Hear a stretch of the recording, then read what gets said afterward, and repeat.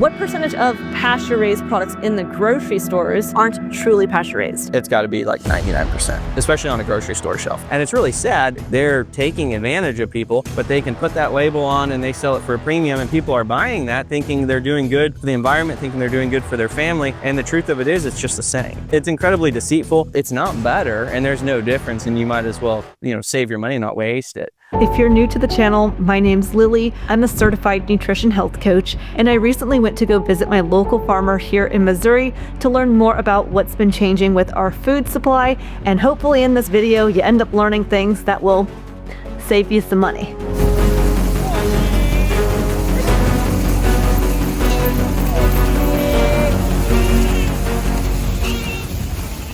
So recently sent out a newsletter talking about, are your chickens being greenwashed?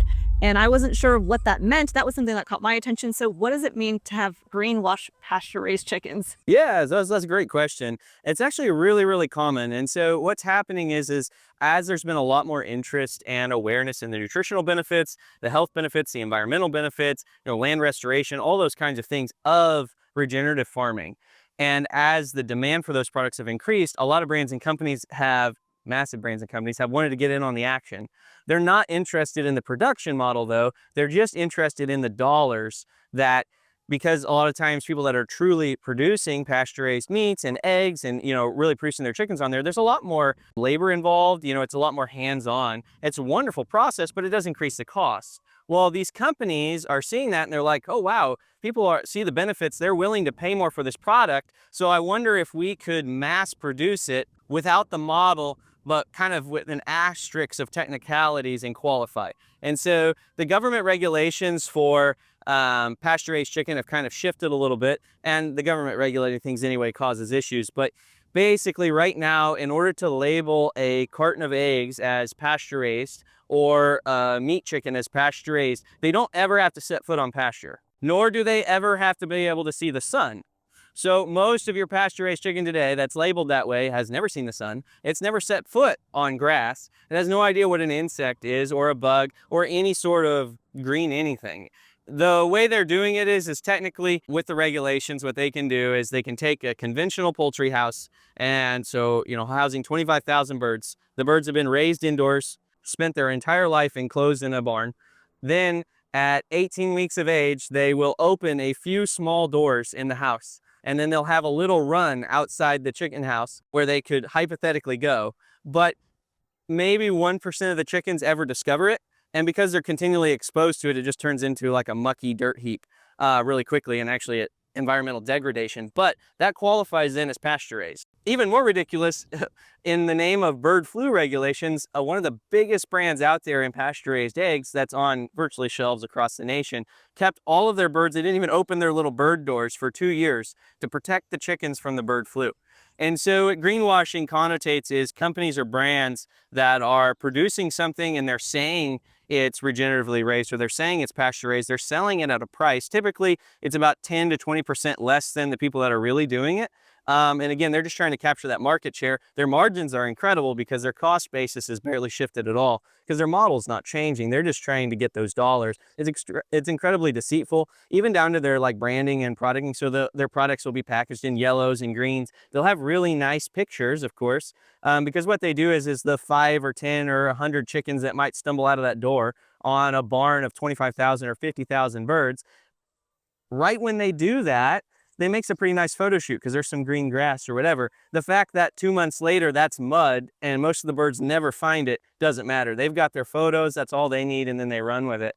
And so that is becoming the majority of anything labeled pasture raised in the grocery store. The vast majority of all of that is Does that count raised for in that the way. meat too, not just the eggs? Same with the meat. And it's even more laughable with the meat because meat chickens are far less mobile than laying hens. They're bred to gain weight faster. And so that, where a laying hen might hypothetically travel, maybe 100 yards or 200 yards from wherever they're ranging from, the meat chicken might only travel 100 feet. And so putting 25,000 meat chickens in a barn that's 100 foot wide to begin with and expecting any of them to walk out, none of them ever do. They're the exact same way, but they can put that label on and they sell it for a premium, and people are buying that thinking they're doing good for the environment, thinking they're doing good for their family. And the truth of it is, it's just the same. as, a conventional, Tyson cheapo chicken. And it's really sad. They're taking advantage of people, and it's become the vast majority of pasture-raised products out there. So how would people know if it's truly pasture-raised or not? Because it doesn't seem like the label or the sticker even matters. No, it doesn't. And you can't rely on labels. Really, the only way to know is to have a relationship with a farmer that you can confirm is actually like doing that. Someone that you could trust, someone that you could visit, or that people have and seen it. Because the thing about those farms and those operations is like there are no cameras, no visiting, and now it's in the name of the bird flu. Before it was in the name of the possibility of transferring swine flu. There's always an excuse. And then before that, it was COVID. They'll always have a reason that no one can come visit.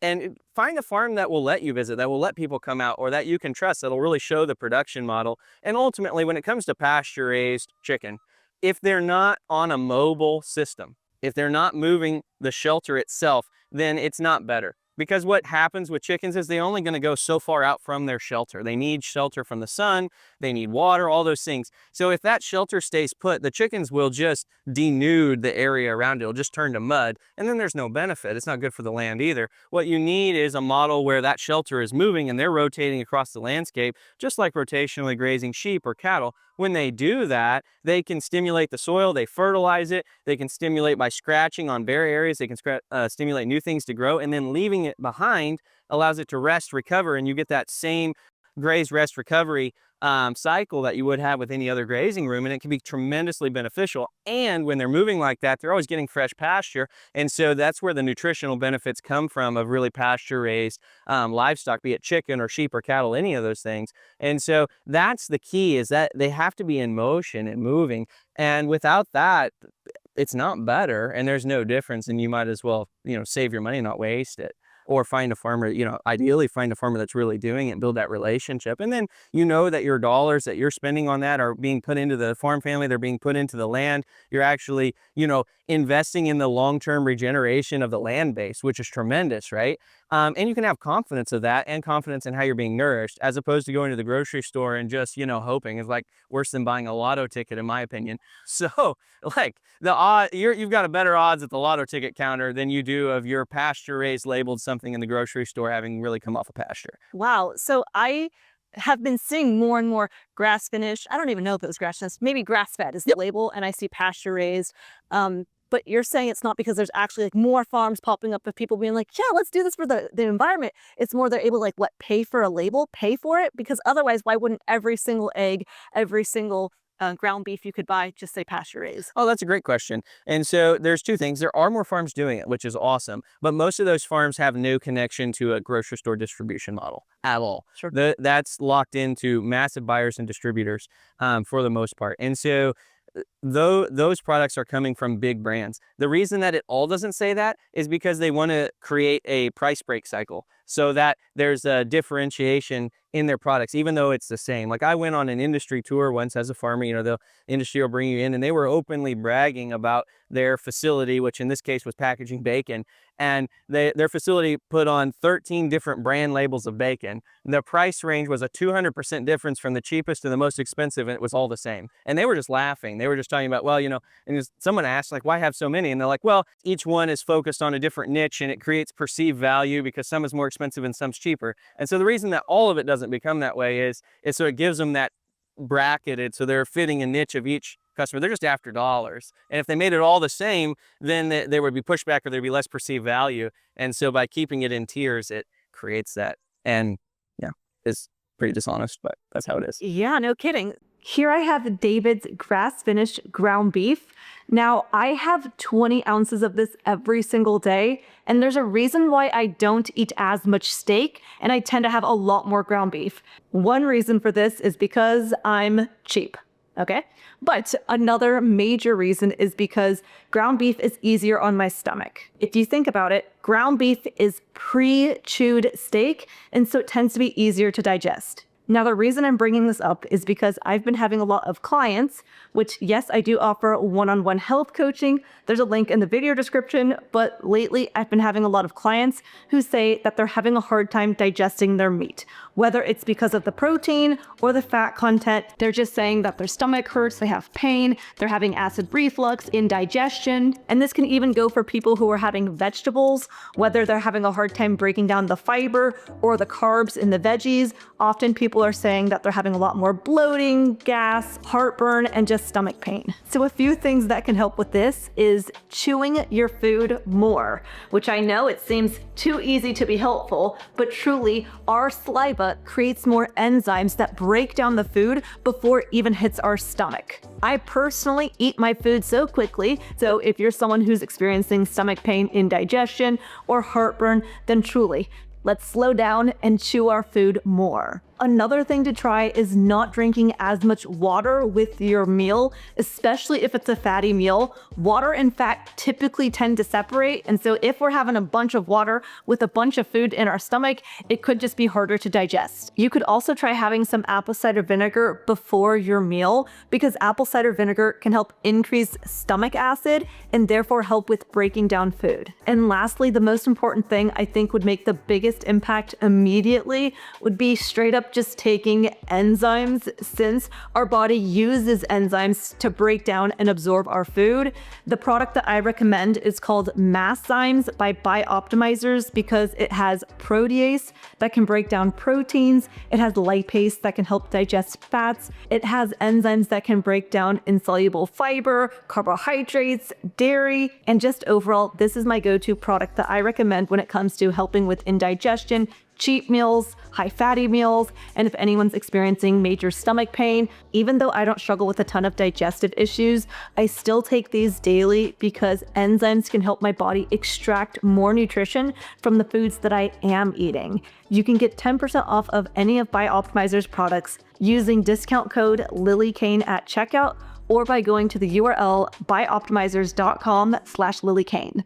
You're saying eggs, bacon, pork, like everything that says pasture-raised, not, can't say everything, but what percentage of pasture-raised products in the grocery stores in the US do you think aren't truly pasture-raised? When it comes to chicken, it's got to be like 99%, especially on a grocery store shelf. There's no way it's higher than that. Now, beyond a grocery store, when you start getting, some of the online things, and some of those things are genuine and great, and some of them are just the same shysters. But on a grocery store shelf, it's 99%. You're saying even eggs? Oh yeah, absolutely. Like there's like Vital Farms is a popular brand. I don't know if you are. Oh, I'm aware. Oh, okay. Yeah. So people should say this is a way to save money, I guess. Yeah. Like they're not. It's not how it is put out there to be. It is a very clever marketing scheme to capture more farm dollars. But better than conventional. No, you're saying it's the same. It is the same. Maybe it's better than cage-free or than a caged hen, but that's it. Like they're uncaged, and that's about all you can say for them.